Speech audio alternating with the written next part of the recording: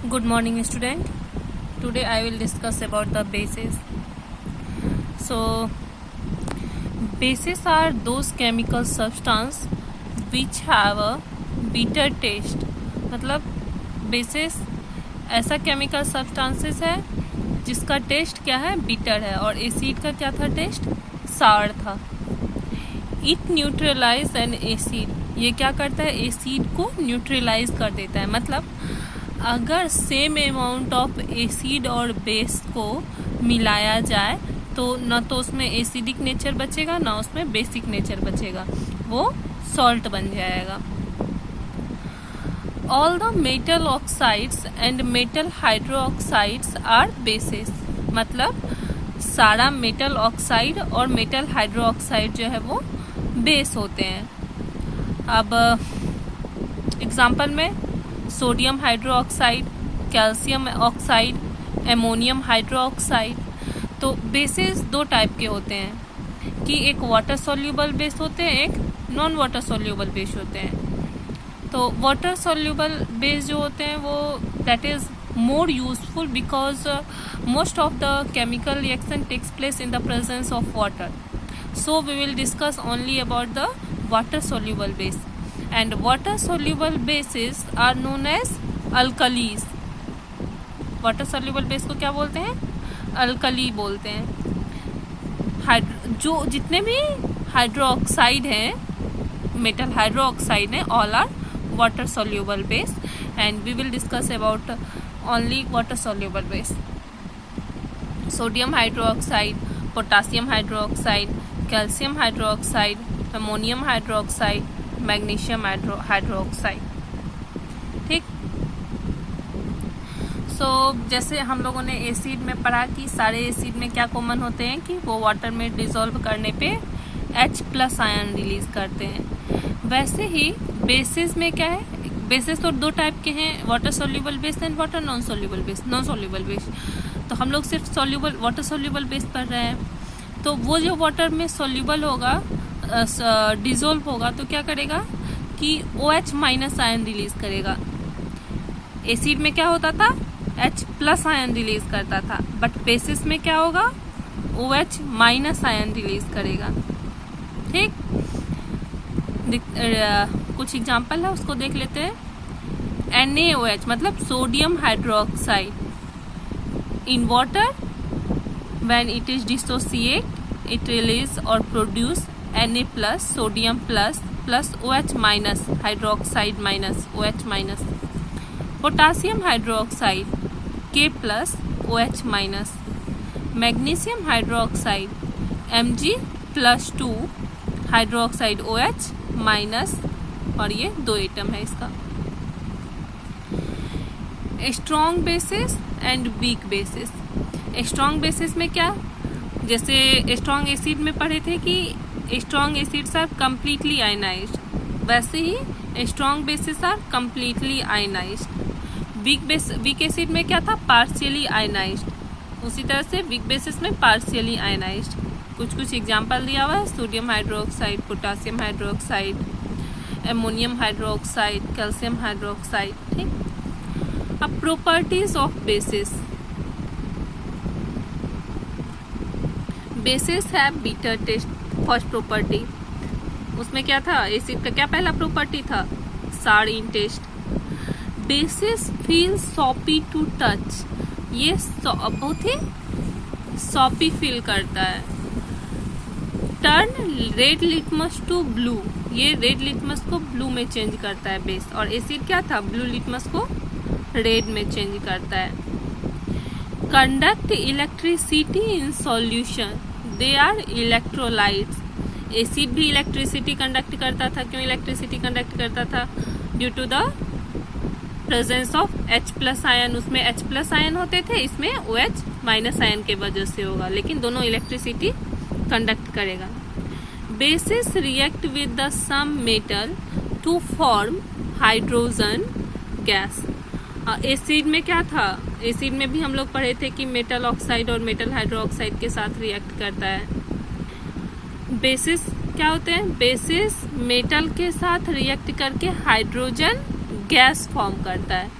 Sodium hydroxide base है, zinc metal है, ये क्या बना लिया Na2ZnO2 सोडियम जिंकेट, ये क्या है sodium zincate plus H2। Bases react with acid to form salt and water.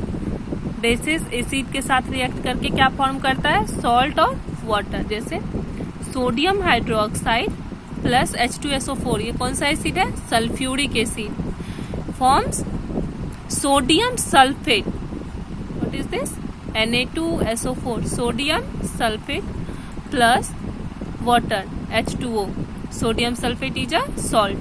अब हम लोग जानते हैं कि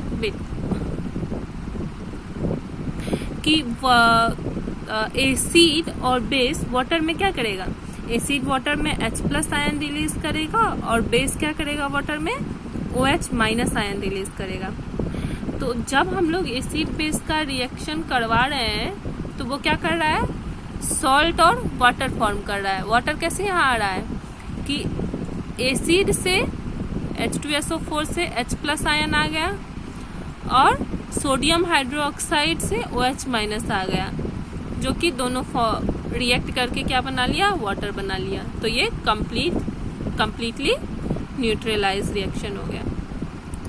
हो सकता है आप लोग को बुक में क्वेश्चन दिया गया हो कंप्लीट न्यूट्रलाइज रिएक्शन लिखने के लिए, तो सिर्फ आप लोग ये सॉल्ट एंड वाटर बना के नहीं, उसमें H+ ion plus OH- ion डाल के H2O भी दिखाना होगा। ठीक। Bases react with the non metal oxide to form salt and water, मतलब नॉन मेटल ऑक्साइड के साथ रिएक्ट करके भी सॉल्ट एंड वाटर फॉर्म करता है। कैल्शियम हाइड्रोक्साइड ये बेस है, CO2 carbon dioxide non metal है, क्या फॉर्म कर लिया calcium carbonate CaCO3, calcium carbonate is a salt and produce water H2O।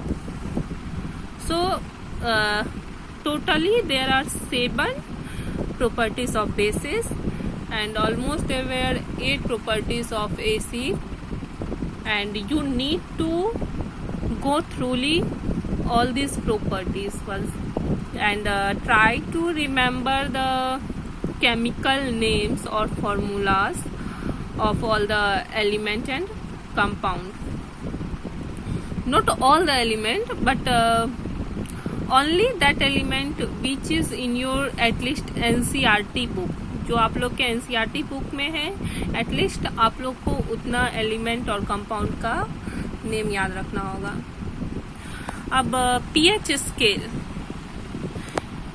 ये P किसके लिए स्टैंड कर रहा है यहाँ, P पावर के लिए, H हाइड्रोजन के लिए। तो बस थ्योरी जान लीजिए थोड़ा बहुत pH स्केल है क्या, कि pH स्केल एक ऐसा इंस्ट्रूमेंट है जो हम लोग को ये डिटेक्ट करने में हेल्प करता है कि ये एसिडिक नेचर का है या बेसिक नेचर का है।